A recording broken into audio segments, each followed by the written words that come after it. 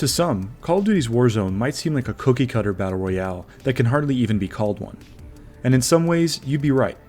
The recoil is extremely uniform and laughably easy to control at absurd ranges. The intensity is cheapened by having far too many ways to come back after death, and you can call in easily obtained, powerful kill streaks that can wipe out an entire team in one fell swoop. One major component of why I enjoy playing Warzone in spite of all that is the movement system. Everything feels fluid. You're able to vault, sprint, jump, and slide with complete ease. You're never stuck due to being too vertical thanks to your parachute, and there's nearly always a way to get a better position.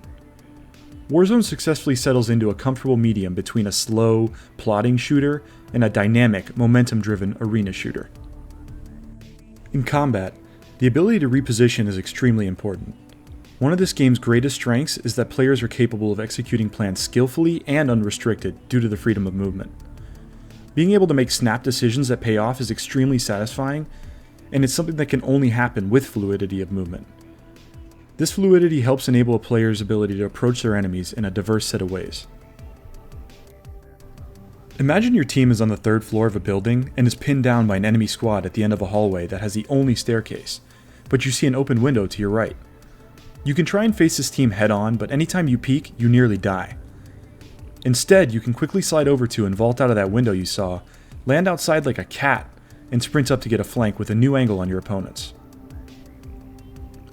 All this is done without even a second's hesitation, because you know that not only does this provide a valuable advantage, but you can easily use the movement mechanics of the game to get there in time. Take that same scenario in a battle royale like PUBG. You rush to the window to vault out and are presented with a frustratingly slow vault, followed by a comically long animation of your character bracing their fall that renders you inept for a few seconds. And when you hit the ground, you'll probably take a chunk of damage. By the time you get anywhere near a staircase, there's a solid chance your teammates are already dead. The risk of this scenario means you'll likely stay put and not reposition, hoping to just land the better shots even if you're outgunned. In Warzone, you're typically not forced to completely commit to one location like this. You aren't locked down due to your character's inability to control the way you feel it should. The way it handles this on-foot traversal is certainly not realistic, but it allows for an expression of your ideas as a player that's invigorating. You can also use this toolset to take your enemies off their guard. If you've played before, you'll know what I'm referring to. When you face off with an enemy, you'll often see them jumping around side to side like a maniac, or going prone to disrupt your aim. As annoying as this is to be on the receiving end of, it aids players who are outnumbered or whose aiming may not be up to par. If you come across enemies holed up in a room, to throw them off you can sprint and slide through the doorway or vault in through a window behind them without losing your capability of shooting on the way in. Even though in these situations you'll be unlikely to win, these abilities at least provide a few options to succeed. Another major aspect of traversal, parachuting, also enables players to use unique strategies. If you're on top of a skyscraper sniping in any battle royale, your main concern will always be that there could be enemy players that sneak up on you from below. Warzone handles your verticality in a unique way. If you hear people approaching at the last second when you're up in a tall building, you can simply jump right off of it and use your parachute. No need to flick and trade with an opponent who has the element of surprise and probably already broke your armor. When you hop off, you can immediately pull your chute and cut across to another, lower building, or if they're shooting at you as you descend, you can dive straight down and pull it at the last possible second to evade their sightlines. There's also the matter of using your verticality as a way to propel yourself into a far-off location.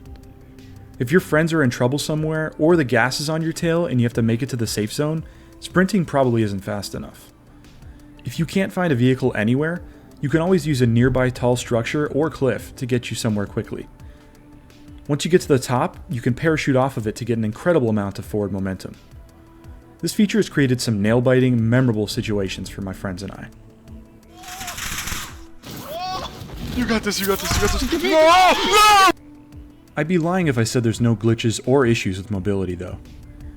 Many times players will die in that fight I described earlier because of these problems. Sometimes it'll be due to failures in the vaulting system or getting stuck on some small surface you should be able to run right over. It's not necessarily common, but there are moments where your character just won't do what you're trying to get them to do. Navigating rough terrain can be especially frustrating, with some short cliffs and rocks that look entirely climbable but for some reason can't be jumped on. This can really ruin the experience and remove all the elements that make this game so engaging. If Infinity Ward is able to iron out these biting issues, I'd wager Warzone would be in a much better place. Movement in FPS games may not be actively examined by most players, but it's such an important mechanic that can make or break an experience. Warzone certainly proves that being allowed to move freely and creatively is a highly critical element to what makes a BR fun. There are other highly lauded battle royales such as Hyperscape and Apex Legends that have their own take on these aspects, but I've not yet played them nearly enough to speak about them authoritatively. I plan on putting some more time in them to find out what makes them unique too.